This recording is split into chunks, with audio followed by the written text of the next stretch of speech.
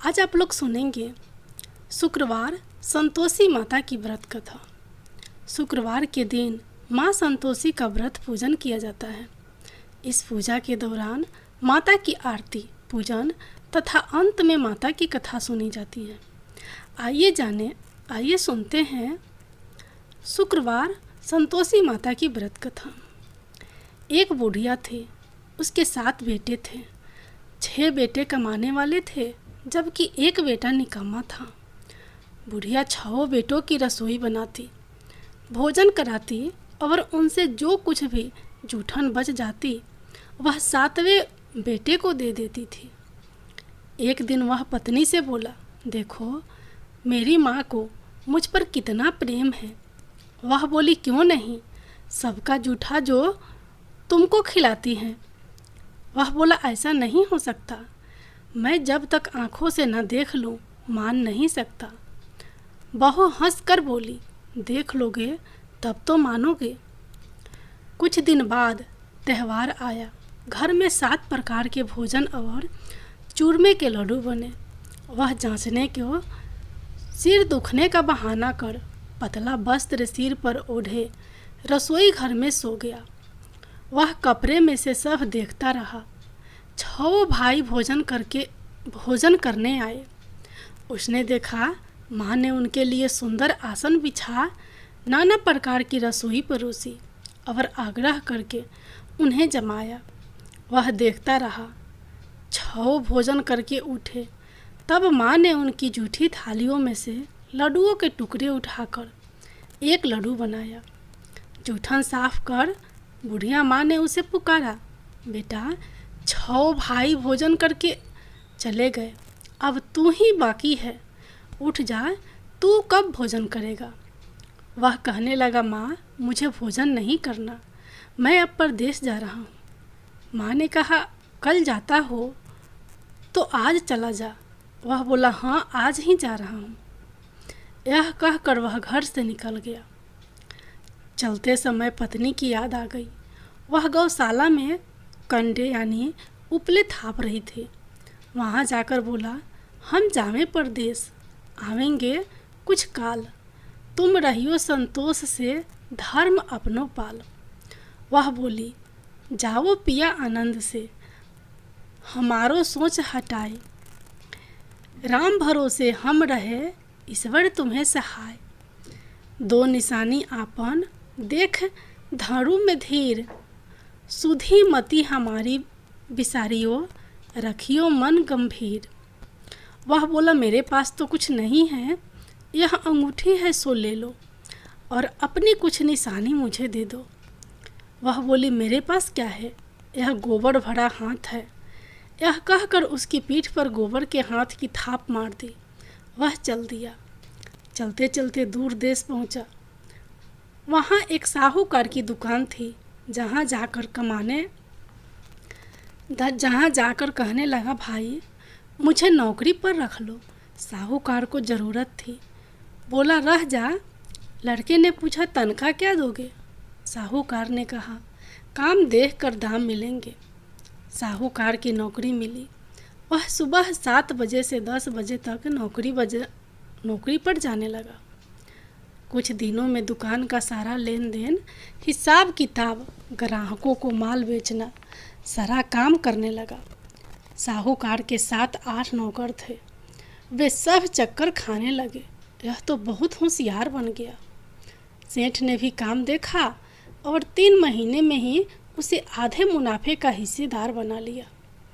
वह कुछ वर्ष में ही नामी सेठ बन गया और मालिक सारा कारोबार उस पर छोड़कर चला गया। पति की अनुपस्थिति में सास का अत्याचार बढ़ने लगा। इधर उसकी पत्नी को सास ससुर दुख देने लगे। सारी गृहस्थी का काम करा के उसे लकड़ी लेने जंगल में भेजते। इस बीच घर के आटे से जो भूसी निकलती उसकी रोटी बनाकर रख दी जाती और फूटे नारियल की नरेली में पानी। एक दिन वह लकड़ी लेने जा रही थी कि रास्ते में बहुत सी स्त्रियां संतोषी माता का व्रत करती दिखाई दी। वह वहाँ खड़ी होकर कथा सुनने लगी और पूछा, बहनों, तुम किस देवता का व्रत करती हो और उसके करने से क्या फल मिलता है? यदि तुम इस व्रत का विधान मुझे समझा कर कहोगे तो मैं तुम्हारा बड़ा एहसान मानूंगी। तब उनमें से एक स्त्री बोली, सुनो बहन, यह संतोषी माता का व्रत है। इसके करने से निर्धनता दरिद्रता का नाश होता है और जो कुछ मन में कामना हो सब संतोषी माता की कृपा से पूरी होती है। तब उसने उससे व्रत की विधि पूछी। वह भक्तिन स्त्री बोली, 1.25 आने का गुड़ चना लेना, इच्छा हो तो 5.25 आने का लेना, या 1.25 रुपये का भी, या सहूलियत के अनुसार लाना। बिना परेशानी और श्रद्धा व प्रेम से जितना भी बने पड़े सवैया लेना। प्रत्येक शुक्रवार का निराहार रहकर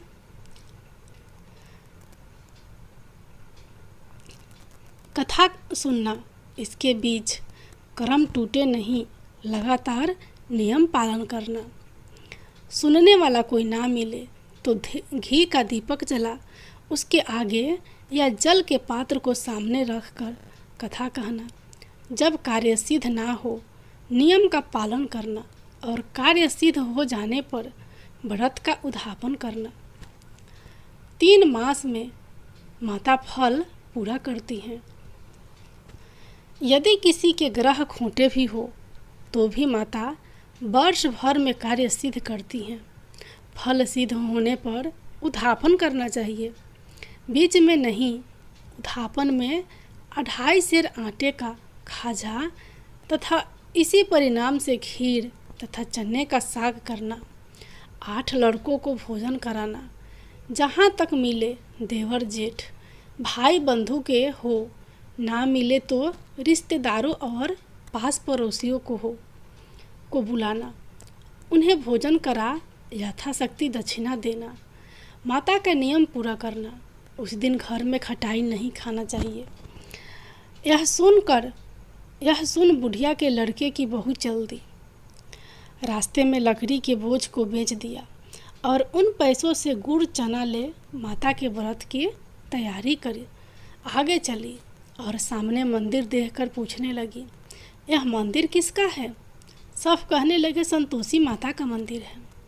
यह सुनकर माता के मंदिर में जाकर चरणों में लौटने लगी। दिन हो विनती करने लगी, मैं निपट अज्ञानी हूँ, व्रत के कुछ भी नियम नहीं जानती। मैं दुखी हूँ, हे माता जगत जननी, मेरा दुख दूर कर, मैं तेरी शरण में हूँ। माता को दया आई। एक शुक्रवार बीता कि दूसरे को उसके पति का पत्र आया और तीसरे शुक्रवार को उसका भेजा हुआ पैसा आ पहुँचा। यह देख जेठ जेठानी मुँह सिकोड़ने लगे। लड़के ताने देने लगे। काकी के पास पत्र आने लगे, रुपया आने लगा। अब तो काकी की खातिर बढ़ेगी। बेचारी सरलता से कहती, भैया कागज आवे रुपया आवे, हम सब के लिए अच्छा है। ऐसा कहकर आंखों में आंसू भरकर संतोषी माता के मंदिर में आ मातेश्वरी के चरणों में गिरकर रोने लगी। माँ, मैंने तुमसे पैसा कब मांगा है? मुझे पैसे से क्या काम है? मुझे तो अपने सुहाग से काम है। मैं तो अपने स्वामी के दर्शन मांगती हूँ। तब माता ने प्रसन्न होकर कहा, जा बेटी, तेरा स्वामी आएगा। यह सुनकर खुशी से बावली होकर घर में जा काम करने लगी। अब संतोषी माँ विचार करने लगी, इस भोली पुत्री को मैंने कह तो दिया कि तेरा पति आएगा, लेकिन कैसे आएगा? वह तो इसे सपने में भी याद नहीं करता। उसे याद दिलाने को मुझे ही जाना पड़ेगा। इस तरह माताजी उस बुढ़िया के बेटे के पास जा सपने में प्रकट हो कहने लगी, साहूकार के बेटे सो रहा है या जगता है? वह कहने लगा, माता सोता भी नहीं जागता भी नहीं हूँ, कहो क्या आज्ञा है? माँ कहने लगी, तेरे घर बार कुछ है कि नहीं? वह बोला, मेरे पास सब कुछ है, माँ बाप है, बहू है, क्या कमी है? माँ बोली, भोले पुत्र, तेरी बहू घोर कष्ट उठा रही है। तेरे माँ बाप उसे परेशानी दे रहे हैं। वह तेरे लिए तरस रही है, तो उसकी सुध ले। वह बोला, हाँ माता जी, यह तो मालूम है, परंतु जाऊं तो कैसे? परदेश की बात है, लेन देन का कोई हिसाब नहीं, कोई जाने का रास्ता नहीं आता, कैसे चला जाऊं? माँ कहने लगी, मेरी बात मान, सवेरे नहा धोकर संतोषी माता का नाम ले, घी का दीपक जला, दंडवत कर, दुकान पर जा बैठ। देखते देखते सारा लेन देन चुक जाएगा, जमा का माल बिक जाएगा, साँझ होते होते धन का भारी ढेर लग जाएगा। अब बूढ़े की बात मानकर वह नहा धोकर संतोषी माता को दंडवत घी का दीपक जला दुकान पर जा बैठा। थोड़ी देर में देने वाले रुपया लेने लगे, लेने वाले हिसाब लेने लगे। कोठे में भरे सामान के खरीदार नगद दाम में सौदा करने लगे।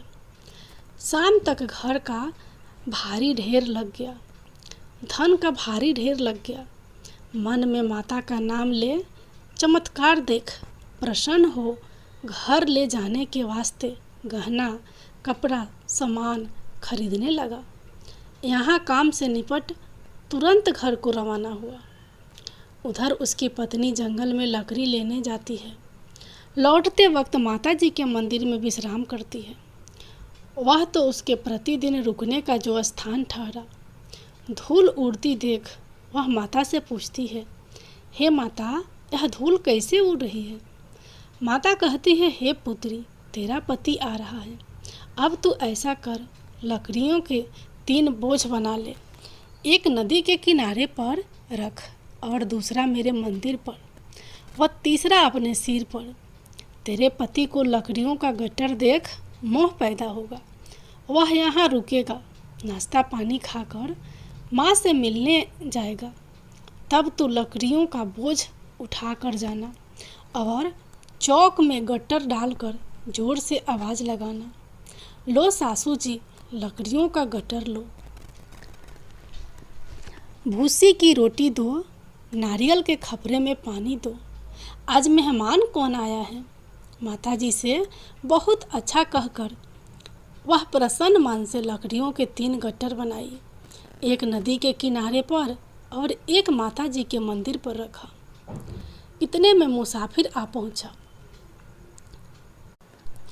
सूखी लकड़ी देख उसकी इच्छा उत्पन्न हुई कि हम यहीं पर विश्राम करें और भोजन बनाकर खा पीकर गांव जाएं। इसी तरह रुक कर भोजन बना विश्राम करके गांव को गया। सबसे प्रेम से मिला। उसी समय सिर पर लकड़ी का गट्टर लिए वह उतावली सी आती है। लकड़ियों का भारी बोझ आंगन में डालकर जोर से 3 आवाज़ देती है, लो सासू जी, लकड़ियों का गट्टर लो, भूसी की रोटी दो, आज मेहमान कौन आया है? यह सुनकर उसकी सास बाहर आकर अपने दिए हुए कष्टों को भुलाने हेतु कहती है, बहू, ऐसा क्यों कहती है? तेरा मालिक ही तो आया है। आ बैठ, मीठा भात खा, भोजन कर, कपड़े गहने पहन। उसकी आवाज़ सुन उसका पति बाहर आता है। अंगूठी देख व्याकुल हो जाता है। माँ से पूछता है, माँ, यह कौन है? माँ बोली, बेटा, यह तेरी बहू है। जब से तू गया है तब से सारे गांव में भटकती फिरती है, घर का काम काज कुछ करती नहीं, 4 पहर आकर खा जाती है। वह बोला, ठीक है माँ, मैंने इसे भी देखा और तुम्हें भी देखा, अब दूसरे घर की ताली दो, उसमें रहूँगा। माँ बोली, ठीक है, जैसी तेरी मर्जी। तब वह दूसरे मकान की 3री मंजिल का कमरा खोल सारा सामान जमाया। एक दिन में राजा के महल जैसा ठाठ बाट बन गया। अब क्या था, बहू सुख भोगने लगी। इतने में शुक्रवार आया। शुक्रवार के उद्यापन में हुई भूल। बहू ने खटाई का इस्तेमाल कर लिया। उसने पति से कहा, मुझे संतोषी माता के व्रत का उद्यापन करना है। पति बोला, खुशी से कर लो। वह उद्यापन की तैयारी करने लगी। जेठानी के लड़कों को भोजन के लिए कहने गई। उन्होंने मंजूर किया, परंतु पीछे से जेठानी ने अपने बच्चों को सिखाया, देखो भोजन के समय खटाई मांगना, जिससे उसका उद्यापन पूरा ना हो सके। लड़के जिमने आए, खीर खाना पेट भर खाया, परंतु बाद में खाते ही कहने लगे, हमें खटाई दो, खीर खाना हमको नहीं भाता, देखकर अरुचि होती है। वह कहने लगी, भाई खटाई किसी को नहीं दी जाएगी, यह तो संतोषी माता का प्रसाद है। लड़के उठ खड़े हुए, बोले, पैसा लाओ। भोली बहू कुछ जानती नहीं थी, उन्हें पैसे दे दिए। लड़के उसी समय हट करके इमली खटाई ले खाने लगे। यह देखकर बहू पर माताजी ने कोप किया। राजा के दूत उसके पति को पकड़ ले गए। जेठ जेठानी मन माने वचन कहने लगे, लूट लूट कर धन इकट्ठा कर लाया है, अब सब मालूम पड़ जाएगा, जब जेल की मार खाएगा। बहू से यह सहन नहीं हुए, रोती हुई माता जी के मंदिर गई। कहने लगी, हे माता, तुमने क्या किया? हंसाकर अब भक्तों को रुलाने लगी। माता बोली, बेटी तूने उद्यापन करके मेरा व्रत भंग किया है। वह कहने लगी, माता जी मैंने कुछ अपराध किया है, मैंने तो भूल से लड़कों को पैसे दे दिए थे, मुझे क्षमा करो, मैं फिर तुम्हारा उद्यापन करूँगी। माँ बोली, अब भूल मत करना। वह कहती है, अब भूल नहीं होगी, अब बतलाओ वे कैसे आएंगे? माँ बोली, जा पुत्री, तेरा पति तुझे रास्ते में आता मिलेगा। वह निकली, राह में पति आता मिला। वह पूछने लगी, कहाँ गए थे आप? वह कहने लगा, इतना धन जो कमाया है उसका टैक्स राजा ने मांगा था, वह भरने गया था। वह प्रसन्न हो बोली, भला हुआ, अब घर को चलो। कुछ दिन बाद फिर शुक्रवार आया। वह बोली, मुझे फिर माता का उद्यापन करना है। पति ने कहा, करो। बहू फिर जेठ के लड़कों को भोजन को कहने गई। जेठानी ने एक दो बातें सुनाई और सब लड़कों को सिखाने लगी, तुम सब लोग पहले ही खटाई मांगना। लड़के भोजन से पहले कहने लगे, हमें खीर नहीं खानी, हमारा जी बिगड़ता है, कुछ खटाई खाने को दे दो। वह बोली, खटाई किसी को नहीं मिलेगी, आना हो तो आओ। वह ब्राह्मण के लड़के लाकर भोजन कराने लगी। यथाशक्ति दक्षिणा की जगह एक एक फल उन्हें दिया। संतोषी माता प्रसन्न हुई। माता की कृपा होते ही 9वें मास में उसके चंद्रमा के समान सुंदर पुत्र प्राप्त हुआ। पुत्र को पाकर प्रतिदिन माता जी के मंदिर को जाने लगी। माँ ने सोचा, यह रोज आती है, आज क्यों न इसके घर चलूं। यह विचार कर माता ने भयानक रूप बनाया। गुड़ चने से सना मुख, ऊपर सूंड के समान होठ, उस पर मक्खियाँ भिन भिन कर रही थी। देहली पर पैर रखते ही उसकी सास चिल्लाई, देखो रे कोई चुड़ैल डाकिन चली आ रही है, लड़कों इसे भगाओ, नहीं तो किसी को खा जाएगी। लड़के भगाने लगे, चिल्लाकर खिड़की बंद करने लगे। बहू रोशनदान में से देख रही थी। प्रसन्नता से पगली बन चिल्लाने लगी, आज मेरी माता जी मेरे घर आई हैं, वह बच्चे को दूध पीने से हटाती है। इतने में सास का क्रोध फट पड़ा। वह बोली, क्या उतावली हुई है? बच्चे को पटक दिया। इतने में माँ के प्रताप से लड़के ही लड़के नजर आने लगे। वह बोली, माँ, मैं जिसका व्रत करती हूँ यह संतोषी माता है। सबने माता जी के चरण पकड़ लिए और विनती कर कहने लगे, हे माता, हम मूर्ख हैं, अज्ञानी हैं, तुम्हारे व्रत की विधि हम नहीं जानते, व्रत भंग कर हमने बड़ा अपराध किया है। जग माता, आप हमारा अपराध क्षमा करो। इस प्रकार माता प्रसन्न हुई। बहू को प्रसन्न हो जैसा फल दिया वैसा माता सबको देना। जो पढ़े उसका मनोरथ पूर्ण हो, जो सुने उसका भी मनोरथ पूर्ण हो। बोलो संतोषी माता की जय हो।